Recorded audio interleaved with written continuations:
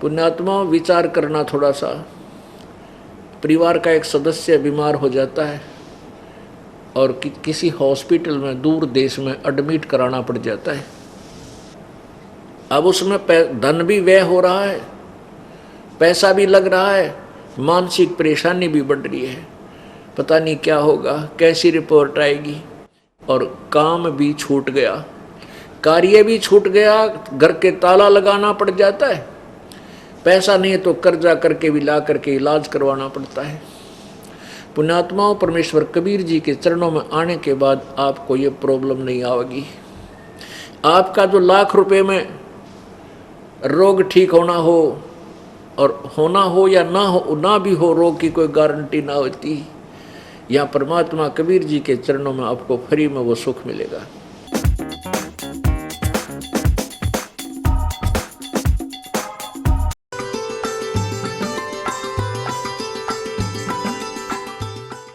राम राम तो सब कहें, भगवान भगवान। वो आदि राम, सबसे पहले वाला परमात्मा, सदा वाला भगवान कौन है कोई नहीं जानता, कोई बिरला जाने। अब मैं तुझे जो कथा सुनाने जा रहा हूं, इसको कहते हैं बुद्धिमान सुनेगा तो इस ज्ञान को सीने से लगाएगा। कमाल हो गया, कति कलम तोड़ रखी है ज्ञान के, सही बात बता दी। और मूर्ख सुनेगा तो उसका समझ में नहीं आने का, झूठ बोला झूठ बोला, बकवाद करे। तो कहते हैं जो मैं कथा सुनाने जा रहा हूँ या कड़वी कुनीन है। और बुद्धिमान तो कुनीन खा लिया करे, भाई रोग इससे तो कटेगा तो खानी पड़ेगी, कड़वी दवाई है। और मूर्ख थूक देता है, वो मृत्यु को प्राप्त हो जाता है। जो इस सच्चे तत्व ज्ञान रूपी कड़वी कुनीन को जो नहीं स्वीकार करेगा, वो काल के मुंह में चला जाएगा। और जो इसको फांकी मार गया, सुन गया और इसके अनुसार ढल गया, तो वो मोक्ष हो जाएगा उसका। ज्ञानी सुने सो हृदय लगाई, मूर्ख सुने तो गम न पाई। अब बताता हूँ, माँ अष्टंगी पिता निरंजन, ये जम दारुण वंशन अंजन। ब्रह्मा विष्णु महेश की माता तो दुर्गा है, और पिता ये ज्योति निरंजन काल है, ब्रह्म है। पहले कीन निरंजन राई, पीछे से माया उपजाई। माया रूप देख अति शोभा, देव निरंजन तन मन लोभा। कामदेव धर्मराय सताए, देवी को तुरंत खाए। पेट से देवी करी पुकारा, हे साहेब मेरा करो उबारा। टेर सुनी तब हम ता आए, अष्टंगी के बंध छुड़वाए।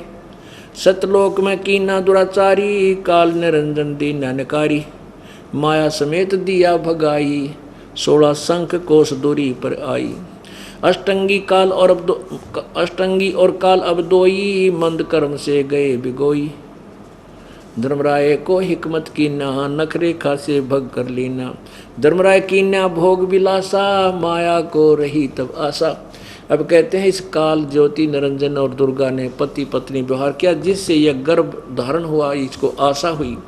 3 पुत्र अष्टंगी जाए, ब्रह्मा विष्णु शिव नाम धराए। ओए होए। पुण्यात्माओं, ये ज्ञान कबीर भगवान जी ने, परमेश्वर जी ने 600 साल पहले बताया था कि ब्रह्मा विष्णु महेश नासवान हैं, इनकी जन्म मृत्यु होती है। और ये दुर्गा इनकी माता है, और ये ज्योति निरंजन ब्रह्म ये इनका पिता है। लेकिन इन अनाड़ी अज्ञानी ऋषियों महर्षियों ने इस संस्कृत बोल कर ट्या ट्या करनिया ने उस परमात्मा के सत्य ज्ञान को ऊपर नहीं आन दिया।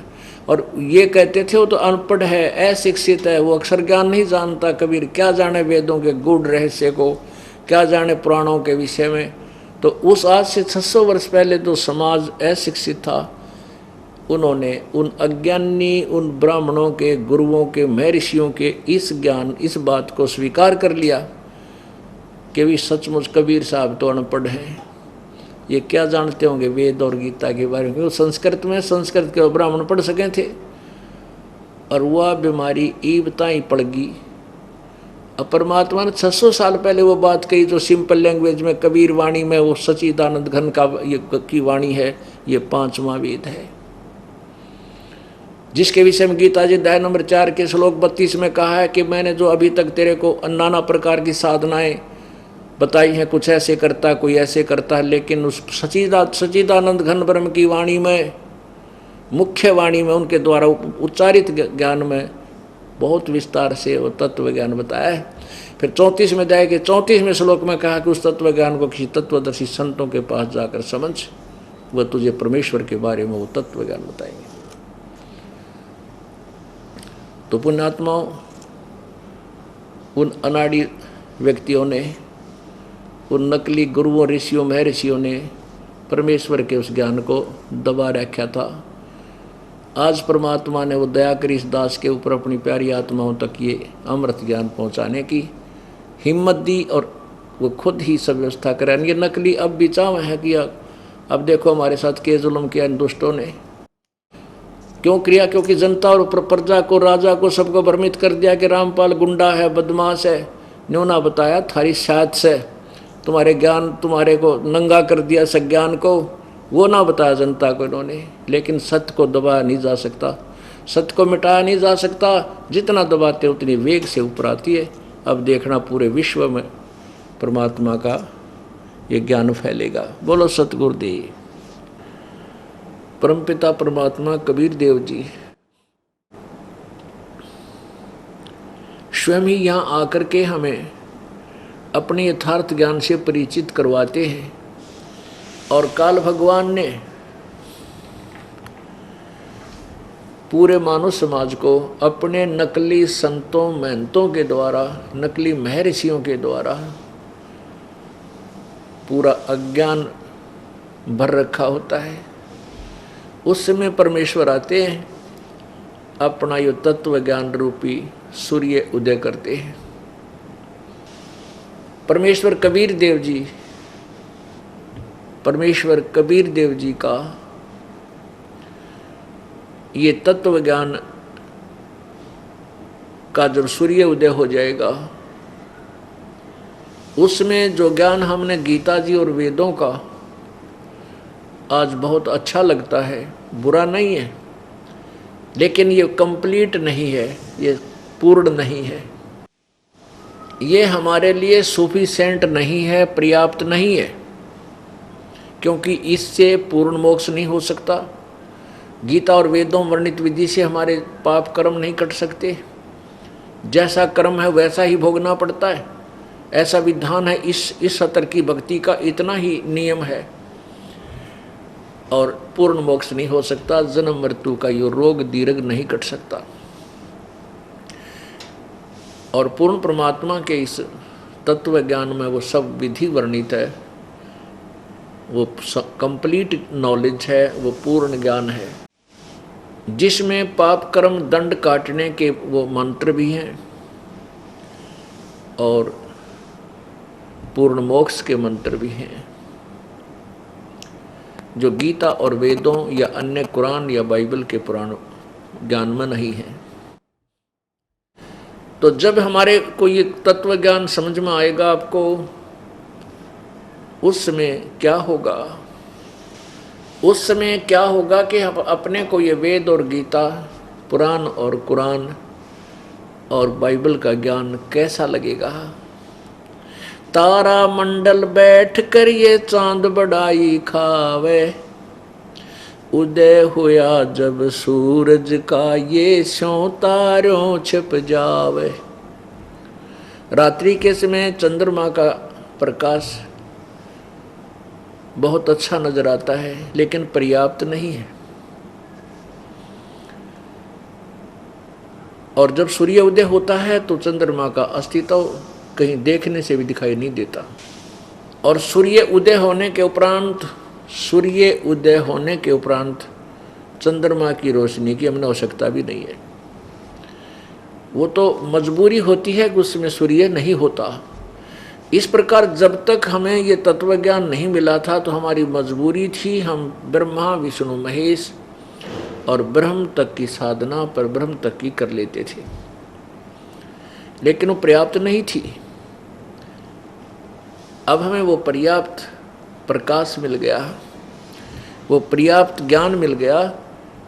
अब भी हम पार नहीं होंगे, साधना नहीं करेंगे, फिर परमात्मा को उल्हाना नहीं रहा। आप स्वयं जिम्मेवार होगे जो काल के जाल में अब भी रह गए। इसके लिए परमेश्वर अपनी वाणी में कहते हैं, समझा है तो सिर धर पाओ और बहोर नहीं रे ऐसा दाओ। ओहो, यदि तू समझ गया है, आपको ये ज्ञान समझ में आ चुका है कि मानुष जन्म बार बार नहीं मिलेगा, मनुष्य जीवन कभी फिर 1,84 भोगने के बाद मिल भी गया तो तत्वदर्शी संत नहीं मिलेगा, ये ज्ञान नहीं मिलेगा, ये नाम नहीं मिलेगा। तो अब इस दृष्टिकोण से आप भक्ति करो, दिन रात एक कर दो, भक्ति सिमरन सेवा दान धर्म ज़्यादा से ज़्यादा समय निकालो। पुण्यात्माओं, आप विश्वास रखना, जिसमें आप परमात्मा से जुड़ जाओगे कबीर भगवान तय, आपके वो काम ठीक होंगे आप स्वप्न में भी नहीं सोच सकते। अब तो आपको लगता है कि 3 दिन कैसे जाएंगे, महीने में कैसे आएंगे। पुण्यात्मा, विचार करना थोड़ा सा। परिवार का एक सदस्य बीमार हो जाता है और किसी हॉस्पिटल में दूर देश में एडमिट कराना पड़ जाता है। अब उसमें धन भी व्यय हो रहा है, पैसा भी लग रहा है, मानसिक परेशानी भी बढ़ रही है, पता नहीं क्या होगा, कैसी रिपोर्ट आएगी, और काम भी छूट गया, कार्य भी छूट गया, घर के ताला लगाना पड़ जाता है, पैसा नहीं तो कर्जा करके भी ला करके इलाज करवाना पड़ता है। पुण्यात्माओं, परमेश्वर कबीर जी के चरणों में आने के बाद आपको ये प्रॉब्लम नहीं आएगी। आपका जो लाख रुपए में रोग ठीक होना हो, और होना हो या ना हो, ना भी हो, रोग की कोई गारंटी ना होती। यहाँ परमात्मा कबीर जी के चरणों में आपको फ्री में वो सुख मिलेगा। तो ऐसे हमने विचार लगाना पड़ेगा, ऐसे हम अपने विचारों को सेट करके फिर हम सत्संग में आएंगे। लाखों रुपये लगने थे, काम छूट जाना था, कार्य बंद हो जाना था, परमात्मा की कृपा से वो आप स्वस्थ हो गए। तो फिर यहाँ फिर भी नहीं आओगे। यहाँ बुलाने का उद्देश्य हमारा क्या है कि यहाँ बुला करके आपका यो मोतियाबिंद का ऑपरेशन करना है।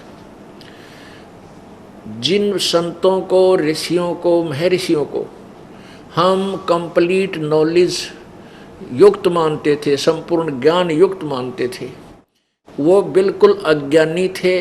उनके पास कोई ज्ञान नहीं था, ना वेदों का, ना गीता जी का, ना पुराणों का। तो उनको मोतियाबिंद था। मोतियाबिंद कैसा होता है? जैसे कल आपको दिखा था, आगे भी रह रह कर दिखाते रहेंगे कि इन ऋषि महर्षियों को वेदों का ज्ञान नहीं था। श्रीमद् देवी भागवत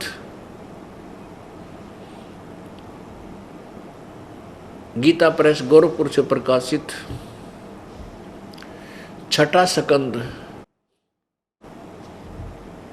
उसमें लिखा है 414 पृष्ठ पे कि सतयुग में ब्राह्मण वेदों के पूर्ण विद्वान होते थे और वो दुर्गा की पूजा करते थे। अरे तेरा भला हो यो, वेदों में कहीं भी दुर्गा की पूजा का नामो निशान नहीं है। यजुर्वेद अध्याय नंबर 40 के श्लोक नंबर 15 में ब्रह्म साधना का प्रमाण है। वेदों में ब्रह्म साधना, ब्रह्म तक की साधना का तो विवरण है, लेकिन पूर्ण परमात्मा की जानकारी भी रह रह कर है, अत्यधिक है। यजुर्वेद अध्याय नंबर 40 के श्लोक 15 में लिखा है कि वायु अनिलम अमृतम इदम भस्मांतम शरीरम ओम कर्तु समर किल्वे समर और कर्तुम समर। ओम नाम का जाप काम करते करते स्मरण कर, विशेष कसक के साथ यानी श्रद्धा के साथ स्मरण कर, और मनुष्य जीवन का मूल कर्तव्य जानकर ओम नाम का स्मरण कर। ये तो ब्रह्म तक की साधना है। इससे क्या होगा कि जब तू अंत समय में तेरा शरीर नष्ट होगा, खत्म होगा, भस्म होगा, उस समय तू ओम नाम की कमाई भक्ति से जो तुझे रिजल्ट मिलना है, इसका परिणाम मिलना है, जो गति होनी है, तो तब वो तुझे उतना अमृतव मिल जाएगा, ब्रह्मलोक की प्राप्ति हो जाएगी। यजुर्वेद अध्याय नंबर 40 के श्लोक नंबर 17 में स्पष्ट किया है कि वो परमात्मा पूर्ण ब्रह्म तो मोक्ष है, वो पूर्ण परमात्मा तो ऊपर प्रोक्ष है, गुप्त है। और वेद ज्ञान दाता ब्रह्म कह रहा है कि मैं ब्रह्म हूँ, मेरा आकाश में ब्रह्म लोक है और मेरा ओम नाम ऐसा जानो। अब देखिएगा, थोड़ी सी झलक दिखाएंगे। अब यहाँ हमने इस तत्व ज्ञान को रह रहकर समझना पड़ेगा और इन पवित्र सदग्रंथों का दर्शन रह रह कर करेंगे, तब हमारे अज्ञान की लेर उतरेगी, जो पर चढ़ेगी ना अज्ञान की। तो ये रेग मार लगा जा रहा आपके ये सदग्रंथों को दिखा दिखा के, और ये रेग मार लगा के, और फिर ये तत्व ज्ञान रूपी पेंट आपके ऊपर परमानेंटली हो जाएगा, पूर्ण रूप से हो जाएगा। ये देखिएगा पवित्र यजुर्वेद, ये है महर्षि दानंद सरस्वती जो आर्य समाज प्रवर्तक है, उनके द्वारा इसका अनुवाद किया है। महर्षि दानंद वेदों का राइटर नहीं है, केवल अनुवाद करता है। प्रकाशक है सार्वदेशिक आर्य प्रतिनिधि सभा, 2/5 महर्षि दानंद भवन, रामलीला मैदान, नई दिल्ली। यजुर्वेद भाषा भाष्य संपूर्ण 40 अध्याय, महर्षि दानंद सरस्वती कृत, ये इनके द्वारा किया है। और मुद्रक है Prince offset printers, 1510, Pataudi house, Daryaganj, नई दिल्ली। यहाँ देखिएगा लास्ट में इसके यजुर्वेद का अंतिम अध्याय के अंतिम ही श्लोक हैं, ये देखिएगा। ये 4400 अंतिम अध्याय है, 4400 यानी 40वां, ये 4400 माने 40वां अध्याय है। और ये यजुर्वेद भाषा भाष्य, ये ऊपर मिसप्रिंट है थोड़ा, ये यजुर्वेद है। और ये 15वां श्लोक है, वायु अनिलम अमृतम, वायोर अनिलम अमृतम इदम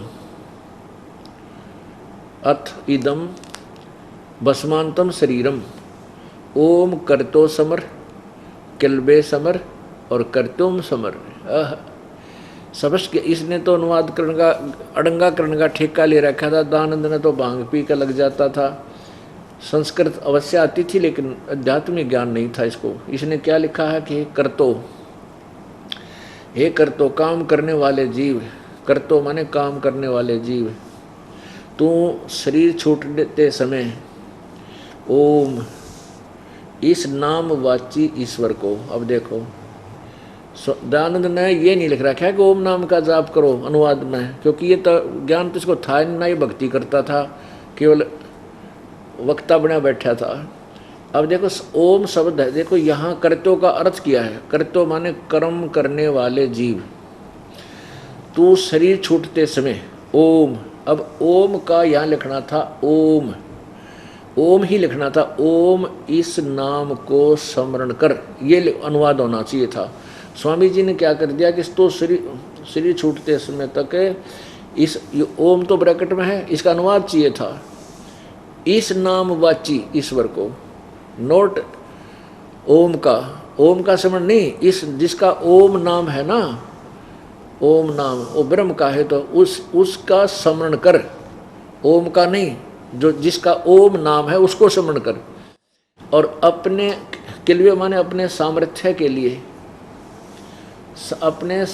के लिए परमात्मा और अपने स्वरूप का स्मरण कर।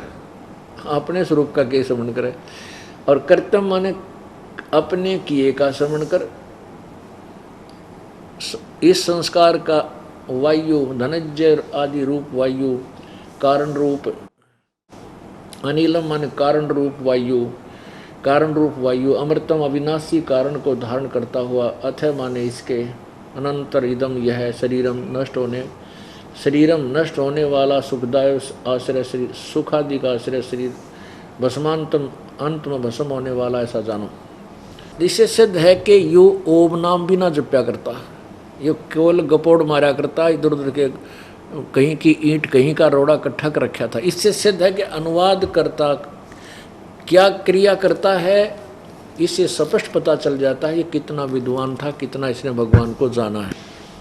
इसका सीधा सा अर्थ बनता है कि ओम नाम का जाप करतो समर, काम करते करते सुमन कर। ओम नाम का, ओम स्पष्ट लिखा है इसमें, देखो ओम करतो समर, बस ओम ओम समर, नोट इसमें ये लिखा कि जिसका ओम नाम उसको समन कर। ये तो हम संस्कृत भी तो ये देवनागरी यानी नागरी लिपि है, हम इसको आसानी से पढ़ सकते हैं, अक्षर ज्ञान हमारे पास है, इसमें तो कोई डाउट है नहीं।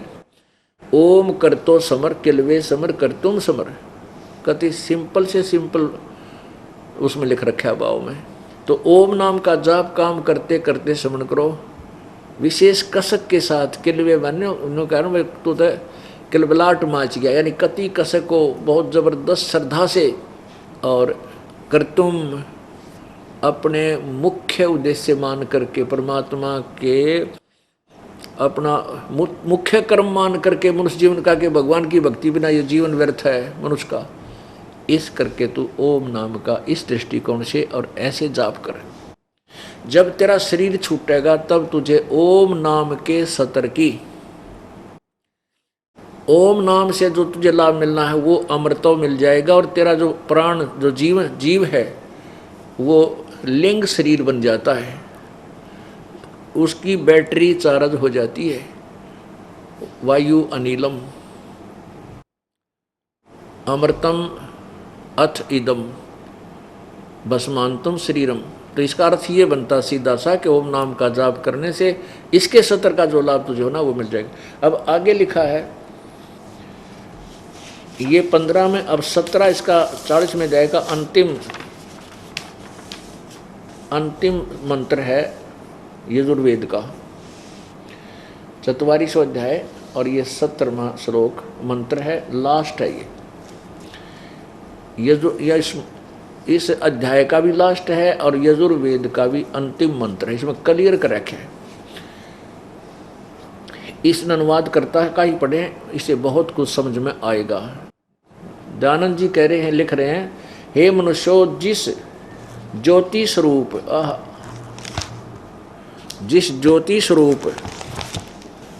रक्षक मुझसे अविनाशी यथार्थ कारण के आच्छादित मुख के तुल उत्तम अंग का प्रकाश किया जाता है। अब ये कहता गीता ज्ञान दाता जो ब्रह्म है वो ना, वेद ज्ञान दाता ब्रह्म कह रहा है कि मैं अब तुम्हें वो उत्तम अंग विशेष पर मुखम माने मुख्य भगवान का, इन्हें लिखा है मुख्य के तुल उत्तम अंग का प्रकाश किया जाता है। जो वह कहते हैं बताता हूँ, जो वह प्राण व सूर्य मंडल में पूर्ण परमात्मा है, वह प्रोक्ष रूप, वो तो गुप्त है, और अहम मैं खम आकाश के तुल्य व्यापक ब्रह्म सबके गुण कर्म और स्वरूप करके अधिक हूँ। ओम सबका रक्षक जो मैं ओम ऐसा नाम जानो। ले इसमें भी ओम शब्द है। हिरमेन पात्रेण सत्यम अभितम मुखम, ये असौ आदित्य पुरुष सो असौ अहम ओम खम ब्रह्म। खम का अर्थ होता है आकाश और स्वर्ग, तो और ब्रह्म ये खुद है, वेद ज्ञान बोल रहा है, ये ब्रह्म कह रहा है कि वो पूर्ण परमात्मा तो सतलोक में है, वो गुप्त है, उसको नहीं देख पा रहे, और मैं स्वर्ग में हूँ, मेरा यो ओम नाम है। ये लिखता है कि जो वह प्राण व सूर्य मंडल में पूर्ण परमात्मा है, वह प्रोक्ष रूप, वो तो गुप्त है, और अहम माने मैं, ये ब्रह्म कहता मैं ब्रह्म, अहम ब्रह्म, ये ब्रह्म आना चाहिए, मैं ब्रह्म आकाश यानी खंभ माने स्वर्ग में ब्रह्मलोक में हूँ, और मेरा ओम नाम है। अंडरस्टूड, कति क्लियर शब्द है यो। क्लियर अर्थ है इसका। लेकिन इस नडंगा कर रखा था ज्ञान तिसने थाए निदानंद ने तो कति हो तो ये भगवान इस जैसा तो मैंने जिंदगी में कोई इतने उच्च पद पर और ऐसा बेहुदा ज्ञान मैंने किसी संत और महर्षि का नहीं देखा। यदि मेरा कोई से जाति शत्रुता नहीं है, लेकिन ये दास एक आध्यात्मिक टीचर बना दिया भगवान ने, और ये भी आध्यात्मिक टीचर थे, गुरु थे। अब डॉक्टर की दवाई ने डॉक्टर बता सके है, मरीज ने क्या पता। तो ऐसे ही गुरु के ज्ञान को, आध्यात्मिक टीचर के ज्ञान को आध्यात्मिक टीचर ही बता सकता। और अब तो आप सारे, आपको ऐसा ज्ञान दे दिया है, सदग्रंथ आपके सामने दिखा रहा है ये दास, तो इसमें तो कंसेप्ट ही क्लियर हो जाता है। इसमें तो डाउट ही समाप्त हो जाता है कि पहले वाले कहीं गलत बोल रहे थे तो कहीं ये संत रामपाल भी गलत कह रहा हो। ये तो गुंजाइश नहीं छोड़ूंगा आपके पास के सामने, आपको सदग्रंथ दिखा दूंगा जिनको आप सत्य मानते हो, फिर आप निरसंशय हो जाओगे और परमात्मा के ज्ञान को आसानी से ग्रहण करोगे। अब ये क्या प्रसंग क्या चल रहा है कि दिखत के तो नैन चश्मिन का फेरा मोतिया बंदरे। अब देखो ये कितने विद्वान नजर आए थे, और ये एक ये नहीं, ऋषि महर्षि, ये ब्रह्मा विष्णु महेश और ये देवता ऋषि जितने भी थे, ये सभी वेद ज्ञानहीन थे। इन सब का मोतियाबिंद था। ब्रह्मा विष्णु महेश तक और ये जितने भी ऋषि महर्षि, वशिष्ठ जी क्या, ये जितने विश्वामित्र क्या, भारद्वाज क्या, जितने भी ऋषि महर्षि यानी बृहस्पति क्या और शुक्राचार्य क्या, ये जितने भी गुरु, देवताओं का गुरु है बृहस्पति, राक्षसों का गुरु है शुक्राचार्य। तो इन दोनों के विचार आपको दिखा दूंगा। आप इन दोनों से पता चल जाएगा कि देवताओं को भी इन्हीं से ज्ञान ग्रहण है, तो देवताओं और ऋषियों का, ऋषियों को भी इन्हीं से ज्ञान ग्रहण है। तो इन देवता और ऋषियों का ज्ञान वेद ज्ञान विरुद्ध है या अनुकूल है, ये आप देखिएगा। अब देखिएगा, ये है श्रीमद् देवी भागवत,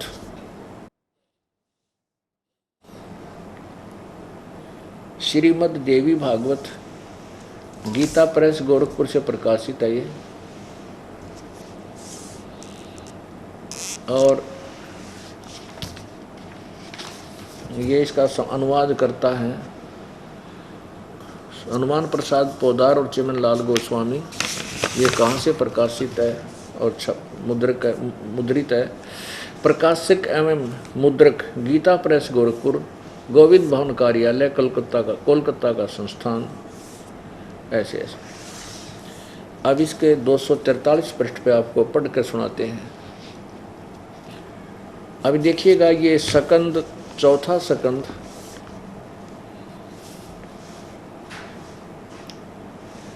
यहाँ व्यास जी कहते हैं, प्रश्न नंबर 243,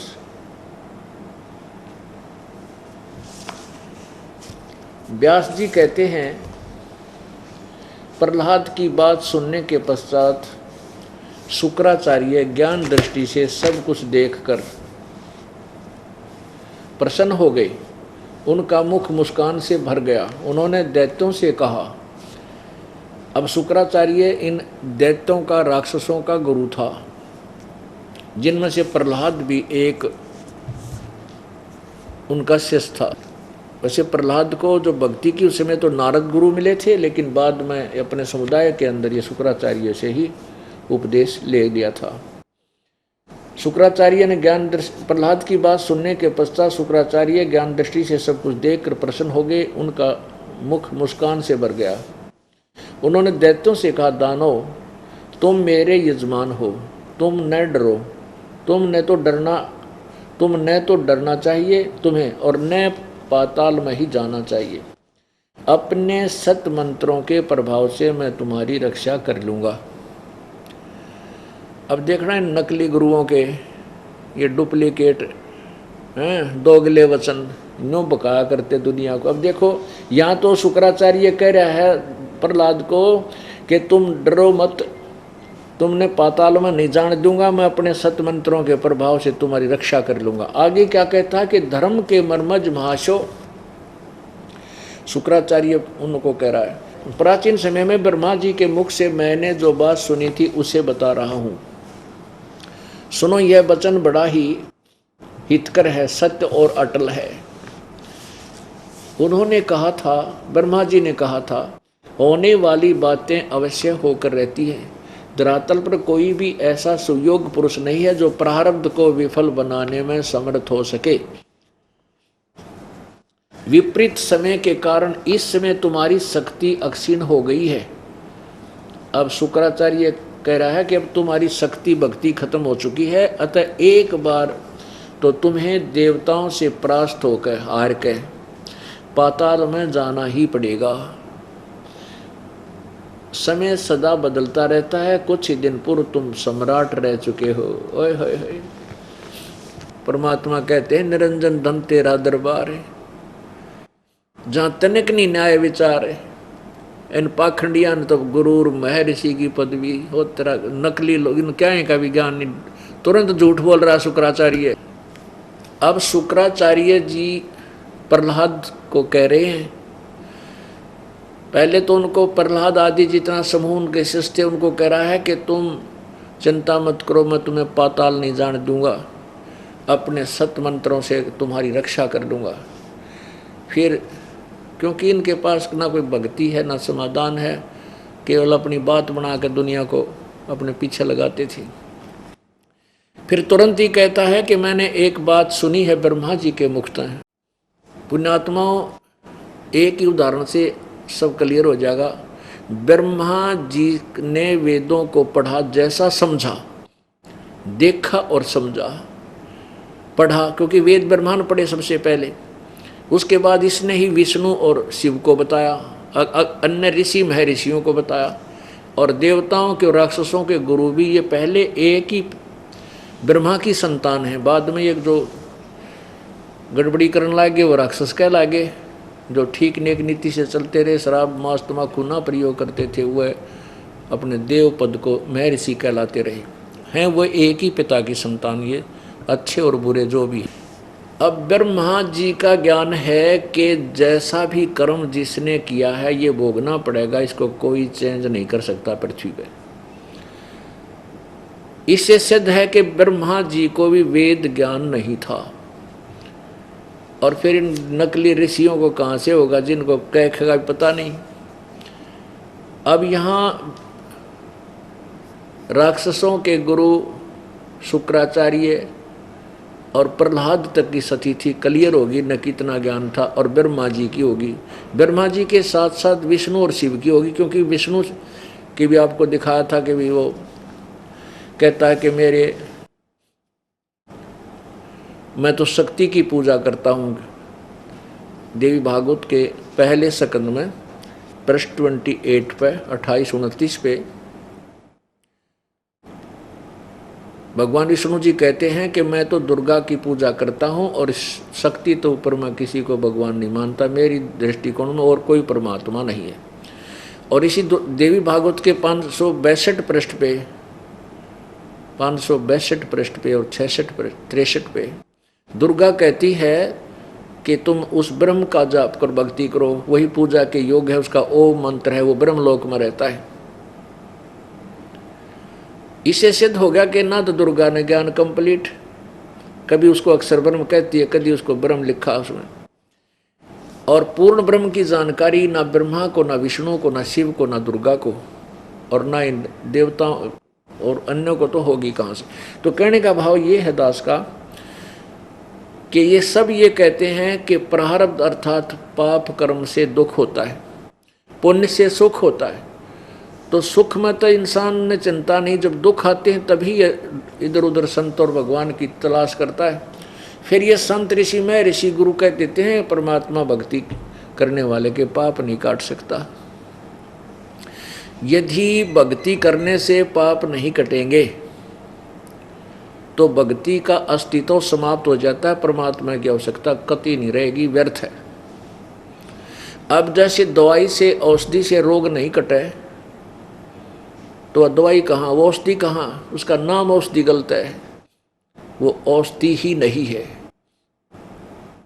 यदि कोई कहे कि साबुन लगाने से कपड़ा मैल नहीं छुड़वाता, मैल नाश नहीं करता, कपड़े के साबुन मैल नाश नहीं करता, क्या ये स्टेटमेंट सही हो सकती है? नहीं। यदि साबुन कपड़े का मैल नहीं छुड़वाए तो साबुन का अस्तित्व तो समाप्त हो जाता। क्या आवश्यकता है फिर साबुन की? साबुन के गुणों में लिखा है कि साबुन कपड़े के मैल काट देता है, मैल नष्ट कर देता है। और कोई इसके विपरीत कहता है कि साबुन लगाने से मैल नहीं कटते। वो कितना परिचित हो सकता है साबुन से? स्वप्न में भी नहीं, उसने कभी देखा भी नहीं, प्रयोग की तो बहुत दूर की बातें हैं। यही स्थिति थी इन ब्रह्मा विष्णु महेश और इन देवताओं के गुरु और ऋषियों की और महर्षियों की। और ये एक नकली महर्षि पाक रहा था इस कलयुग में, दयानंद सरस्वती और महर्षि पता नहीं क्या पदवी ला रखी थी। इसका कति इस जितना तो वे उदा ज्ञान मैंने पृथ्वी में नहीं देखा जो सत्यार प्रकाश में सत्कर मान लेना। और मेरा कोई उद्देश्य नहीं था इनके साथियों काम का जो है ना वाद विवाद करने का। उद्देश्य ये था कि सत्य का प्रचार करूं जो आदेश परमेश्वर का हो चुका है। इस अज्ञान ने मानव जन्म को, मानुष जीवन को बर्बाद कर दिया। कोई कहीं पर भी नैतिकता नहीं रह रही, एक माया दिखाई देती है, हाहाकार मचा पड़ा है। भाई बहन का प्यार रहा नहीं, रिश्तेदारी खत्म होगी केवल लालच के कारण। सब देखे हमारे भ्रष्टाचार, रिश्वतखोरी, लूटा खसोटी, डाके, पता नहीं क्या जुल्म हो रहा है। इसके जिम्मेवार ये नकली संत हैं और महंत हैं जो इनको परमात्मा का सच्चा ज्ञान नहीं दे सके, उस पूर्ण परमात्मा के विषय में जानकारी नहीं दे सके, जिससे ये सब शांति आनी थी। क्योंकि परमात्मा ही हमें सुख देता है। राजा को हम बहुत बड़ा मानते हैं और बड़ा सुख में व्यक्ति मानते हैं सुखी, और वो भी जब आपत्ति उसको घेर लेती है भगवान की तलाश करता है, संतों के पास जाता है। इससे सिद्ध है कि परमात्मा कोई परम शक्ति है जो दुखी को सुखी करता है।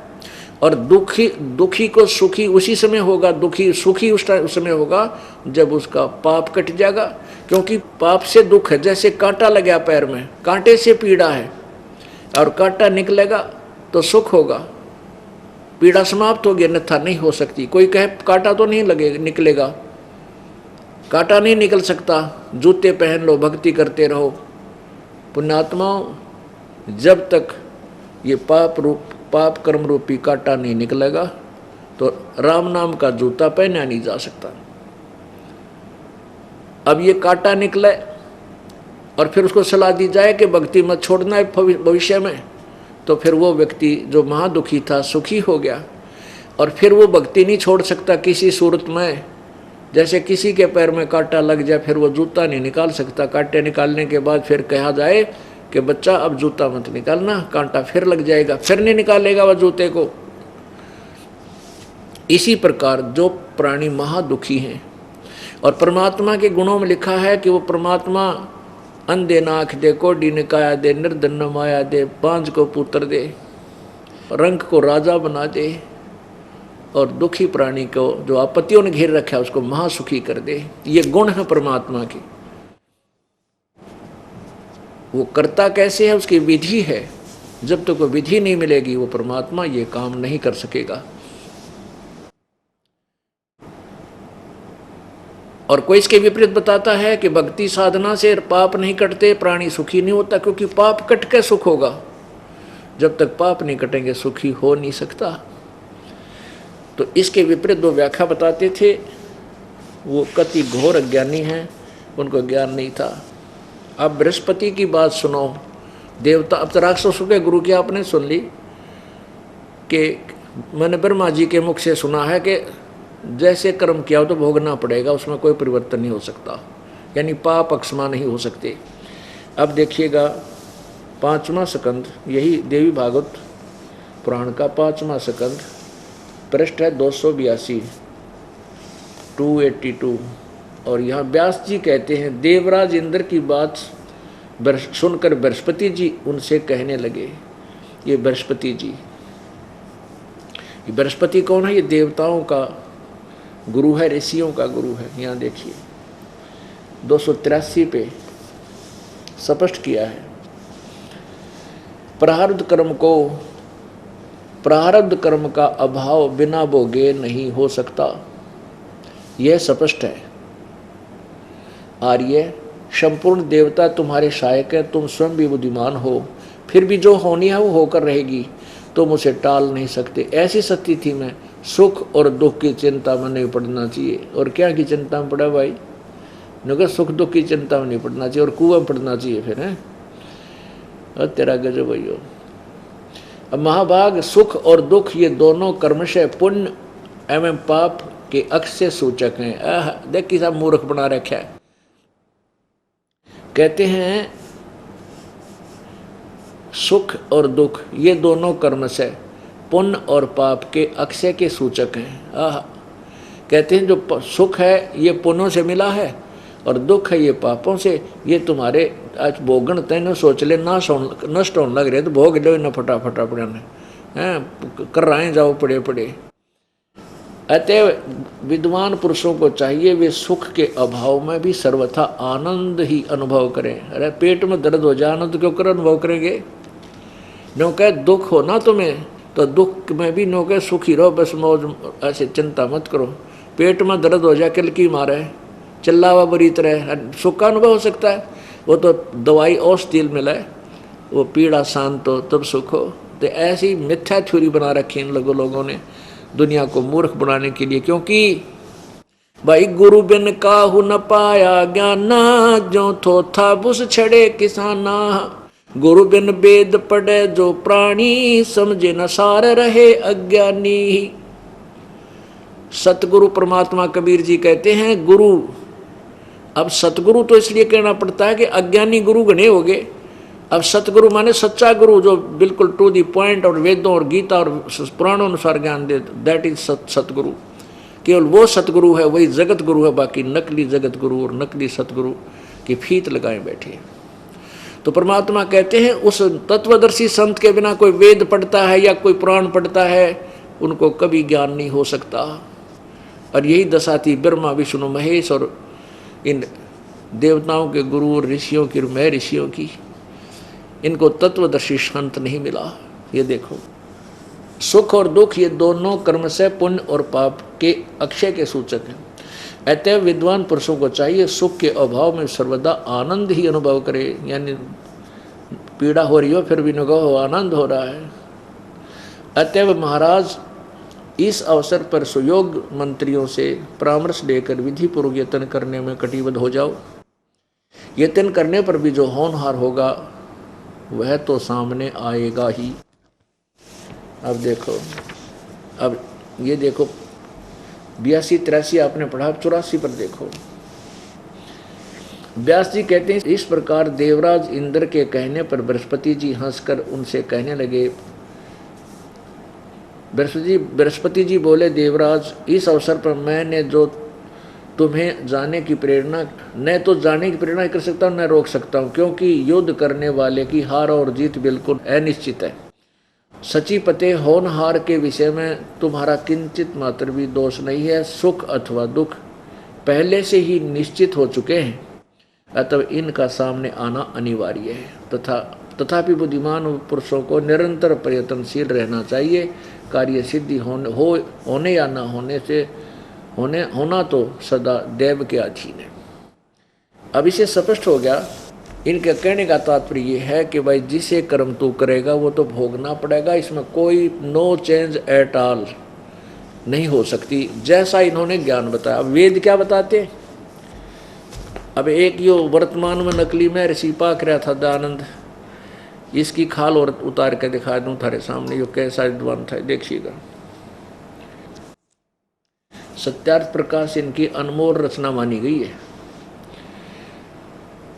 सरस्वती दयानंद जी इनका जन्म है सन 1824 और मृत्यु है 1883, यानी 59 वर्ष 59, एक कम 60 वर्ष ये जीवित रहे।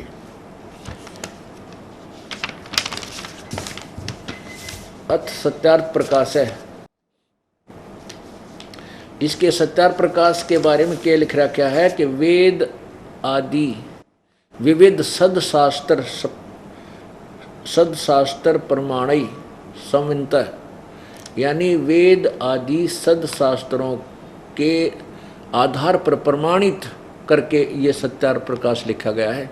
इसमें सारा ज्ञान वेदों वाला है, इसका ये अर्थ बनता है। और श्रीमद् परमहंस परिव्राजक आचार्य परिव्राजक आचार्य महर्षि दयानंद सरस्वती स्वामी विरचित है। देखो कहाँ से इनके सामने कितनी बड़ी पदवी लाने लगे थे। श्रीमद् परमहंस परिव्राजक आचार्य महर्षि दयानंद सरस्वती स्वामी रचित, उनके द्वारा विरचित माने बहुत अच्छी तरह रचा गया, ये स्वामी जी हैं। और प्रकाशक हैं वैदिक यति मंडल, दयानंद मठ, दीनानगर, पंजाब से। ये छपी कहाँ से है? आचार्य प्रिंटिंग प्रेस, दयानंद मठ, गोहाना मार्ग, रोहतक से। इसके पृष्ठ नंबर 7, समोल्लास नंबर 7 में, समोल्लास नंबर 7 में पृष्ठ नंबर 154 पे किसी ने प्रश्न किया।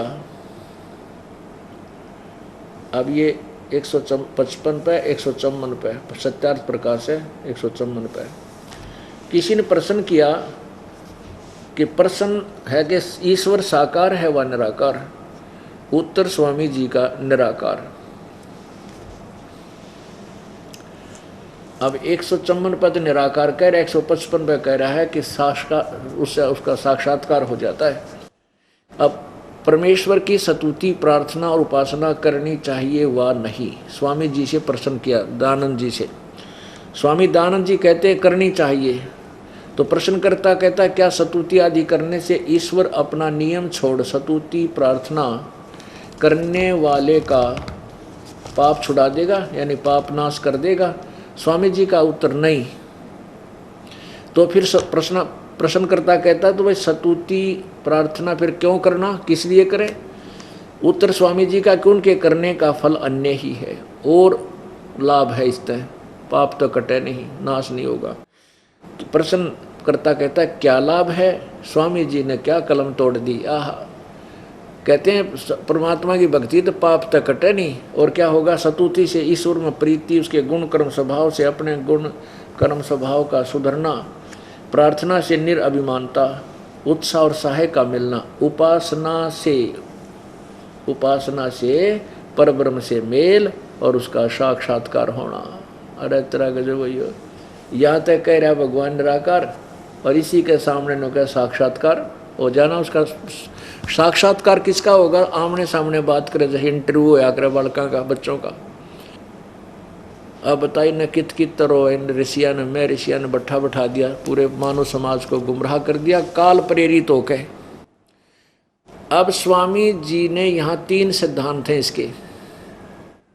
एक तो ये कहता है इसी 7वें समोल्लास के प्रथम ही पृष्ठ पर किसी ने प्रश्न किया कि परमात्मा यानी ब्रह्म एक है या अनेक? स्वामी जी कहता है एक ब्रह्म है और कोई भगवान और कोई ईश्वर नहीं है, कोई ब्रह्म नहीं है। और स्वयं कह रहा है कि उस उपासना से परब्रह्म से मेल, परब्रह्म के अंदर 2 ब्रह्म सिद्ध होते हैं, एक दादा एक परदादा। दादा और परदादा 2 होते हैं। जो परदादा बोल दिया इसे सिद्ध है 2 शब्द, एक दादा भी है, उससे नेक्स्ट और दादा है परदादा। ऐसे ब्रह्म और परब्रह्म, एक ब्रह्म और एक उससे नेक्स्ट ब्रह्म, अन्य ब्रह्म, 2 परमात्मा 2 ईश्वर अब सिद्ध कर रहा है अपनी ही लैंग्वेज में। बताए कि भगवान ये मैं ऋषि को वहाँ थे, एक पृष्ठ भी ना बख्शा, इसने अगले पे झूठ बोल दिया, अगले पे ये अपनी व्याख्या का खंडन कर रहा है। और यहाँ पर पूछो मत इसका कितना बोलबाला है भगवान। ये देखो अब जो इसकी दूसरा सिद्धांत है कि परमात्मा पाप नहीं काट सकता, उसको वेद फेल करेंगे। अब दो सिद्धांत तो ये स्वयं कंडम कर रहा है, ये देखिएगा। ये सप्तम समोल्लास सत्यार प्रकाश में और 151 पृष्ठ पे,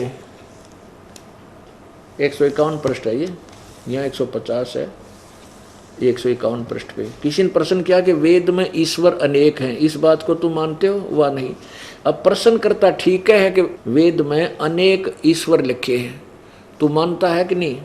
तो वो कहता है, दानंद जी कहता है कि नहीं मानते, क्योंकि चारों वेदों में कहीं यह नहीं लिखा जिससे अनेक ईश्वर सिद्ध हों, किंतु यह तो लिखा है कि ईश्वर एक है। तेरा गजब भाई। अब देखो प्रथम श्लोक में, प्रथम अध्याय में ये स्वयं बता रहा है कि ब्रह्म, यहाँ देखिएगा, ये प्रथम समोल्लास 15 पृष्ठ पे क्या लिखा है कि सबसे बड़ा होने से ईश्वर का नाम ब्रह्म है। अपनात्मा हो, ब्रह्म कहो चाहे ईश्वर कहो, ब्रह्म कहो चाहे ईश्वर कहो। यानी जैसे यहाँ पूछा है ना कि वेद में ईश्वर यानी ब्रह्म अनेक है, ब्रह्म कहें चाहे ईश्वर कहें, इन्हीं की भाषा में वेद में ब्रह्म अनेक है, इस बात को तुम मानते हुआ नहीं। यानी क्योंकि ये यहाँ इसको कह रहे हैं कि ईश्वर को ही ब्रह्म कहते हैं, सबसे बड़ा होने से ईश्वर का नाम ब्रह्म है। तो हम यहाँ ब्रह्म पूछें कि वेद में ब्रह्म अनेक हैं, ईश्वर के स्थान पर ब्रह्म लिख लेते हैं इन्हीं की भाषा में। तो इस बात को तुम मानते हुआ नहीं। स्वामी जी कहते नहीं मानते कि चारों वेदों में यह कहीं यह नहीं लिखा कि अनेक ईश्वर यानी अनेक ब्रह्म सिद्ध हों, किंतु यह तो लिखा है कि ईश्वर एक है, अर्थात ब्रह्म एक है। और तेरा गजब हो। और अब पे लिख रहा है कि उस स्तुति से, उपासना से, परब्रह्म से मेल और उसका साक्षात्कार होना। अब ये निराकार सिद्धांत और एक ब्रह्म वाला सिद्धांत के और ब्रह्म नहीं है, अब परब्रह्म भी लिख रहा है और साक्षात्कार तो साकार से होता है। अब तीसरा ये खंडन जो इसका जो पाप स्तुति करने से परमात्मा परमेश्वर की स्तुति प्रार्थना उपासना करनी चाहिए वा नहीं, क्या स्तुति आदि करने से ईश्वर अपना नियम छोड़ स्तुति प्रार्थना करने वाले का पाप छुड़ा देगा? स्वामी जी कहते हैं नहीं, पाप नहीं छुड़ाएगा। इसके 163 पृष्ठ पर देखो, क्लियर किया है। 163 पृष्ठ पे लिखा है कि ईश्वर अपने भक्तों के पाप क्षमा करता है वा नहीं? स्वामी जी कहते हैं नहीं। कहते हैं इसलिए सब कर्मों का यथावत फल देना ईश्वर का काम है, अक्षमा करना नहीं। देखिए क्या कहता है, क्योंकि जो पाप अक्षमा करे तो उसका न्याय नष्ट और सब मनुष्य महापापी हो जाएं। सारा बाद में पढ़, इतना समय नहीं है। तो कहने का भाव ये है कि स्वामी दानंद जी कहता है कि पाप नाश नहीं हो सकते स्तुति से, लेकिन उपासना से, स्तुति से पाप नष्ट, भक्ति से पाप नष्ट नहीं होते भगत के। तो क्या होता है? कहते हैं उससे परब्रह्म से मेल और साक्षात्कार हो जाता है। अरे तरह के जो भैया, अब कोई कहे औषधि से रोग नहीं कटता, तो और क्या लाभ होगा कि पहलवान बन जाएगा, या कोई थ्योरी है उसकी? वो तो कोई अज्ञानी है और बोर्ड लगा रखा डॉक्टर का, वो तो कति अनाड़ी आदमी है, दोनों का औषधि तो रोग नहीं कटे।